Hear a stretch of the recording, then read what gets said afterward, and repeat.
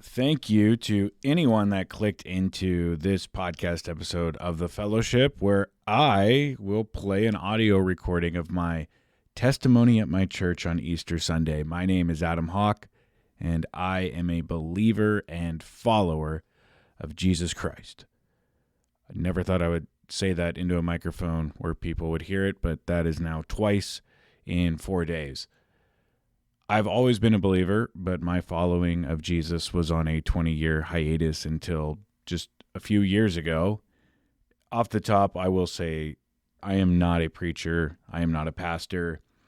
I'm not here to convert anyone or shove anything down anyone's throat. If this is not your cup of dried leaves, no problem whatsoever. I get it.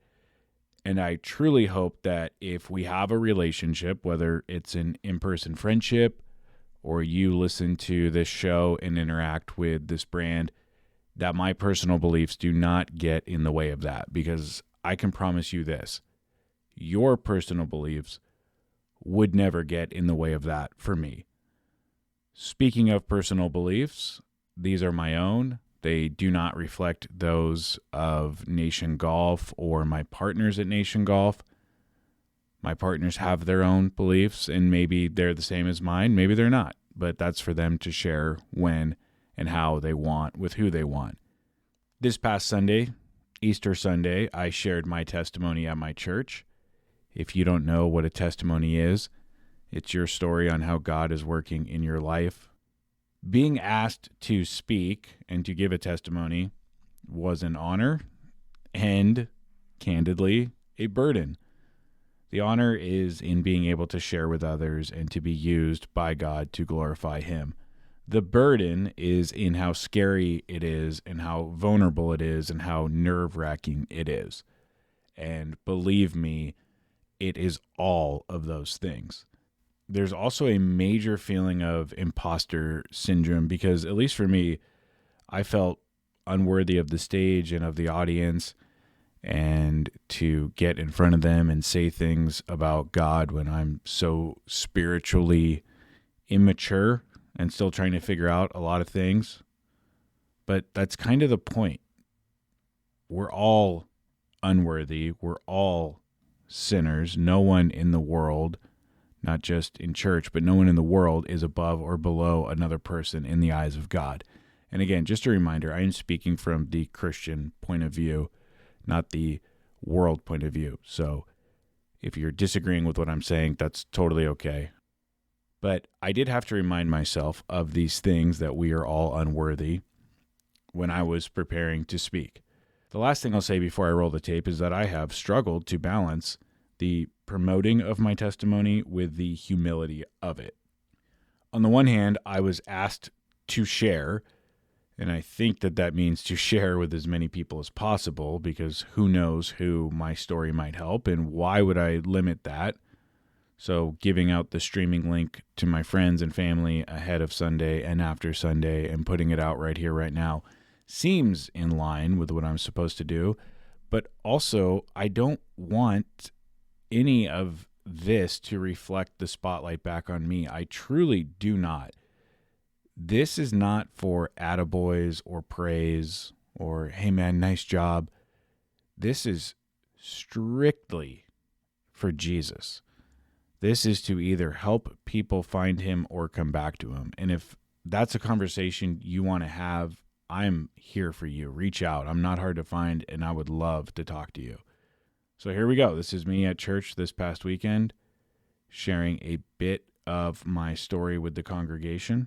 Thank you, everyone. My name is Adam. It's such an honor to share with you on Easter Sunday. I attend here and love attending here to really fully contextualize what God has been doing in my life lately. I'll give you just some warp speed backstory.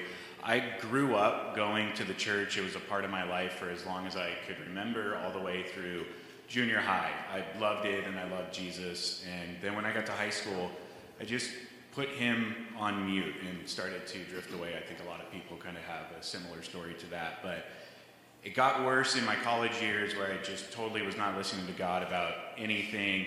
And a lot happened during that time, but most notably, I became an addict, and I lost my job, and I dropped out of 2 different colleges, and I was spending unemployment checks on that addiction. And things got pretty bad pretty quickly, but I had this overwhelming sense of conviction that I needed to drive out to my parents' house and tell them everything that was going on. It was a total cry for help.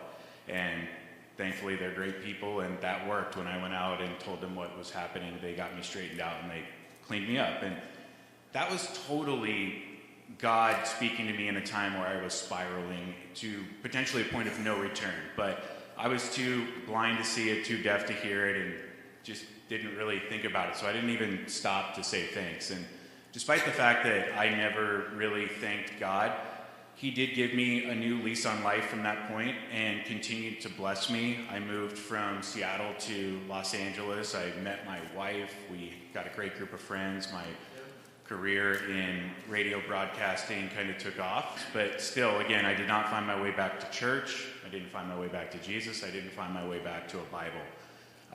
But we did have 2 kids, a girl in 2016 and a boy in 2019. And when our girl, Penelope, started to go to kindergarten, this voice started to speak to me really loudly and really clearly, saying, you need to come back to church. It's time. It's time to plug back into this relationship that you have neglected for 20 years. And that was very clear, but also very intimidating, because I hadn't been to church in so long. I did not know where to start. And frankly, I didn't know if my wife would have an appetite for it. We didn't meet or date or get married or start a family under any sort of pretenses of my past Christian life, but I knew that I needed to go. So that same daughter started soccer, and I decided, I'll coach. Why not? I've never done it, but whistle, clipboard, that sounds fun. Let's do it.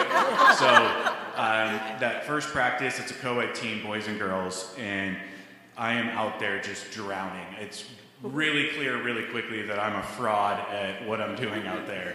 And the parents know it and the kids know it. And this dad runs out and says, hey, I've done this before, and I would love to help you. Do you mind if I help? And I said, thank you so much. That's a huge relief. Please help me out. And he did. And he got the kids started on a drill. And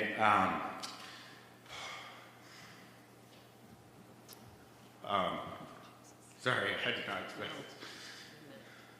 But we introduced ourselves to each other, and I said, my name's Adam, this is what I do for work. And he said, my name's Rob, and I'm the pastor at Wilshire Avenue Church.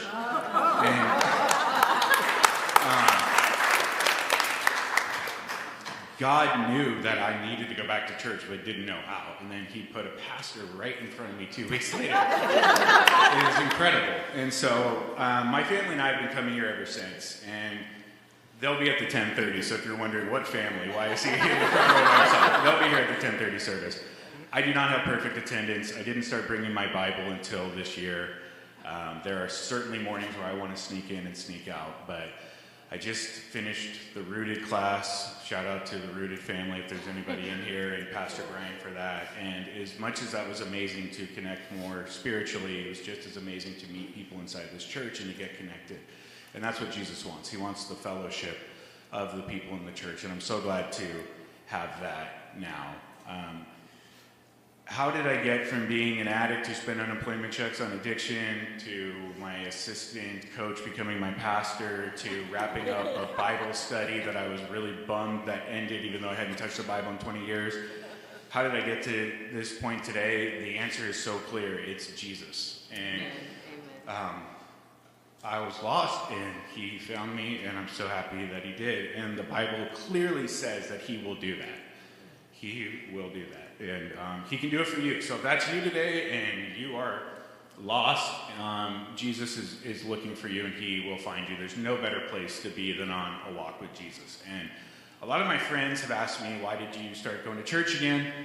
And I told them I wanted my kids to be in church. I wanted them to get that moral compass and know right from wrong, but it has just become so clear to me lately that that's a cop-out of an answer. It's a partial denial. I am here because God clearly called me back, and I'm so glad that he did. Thank you.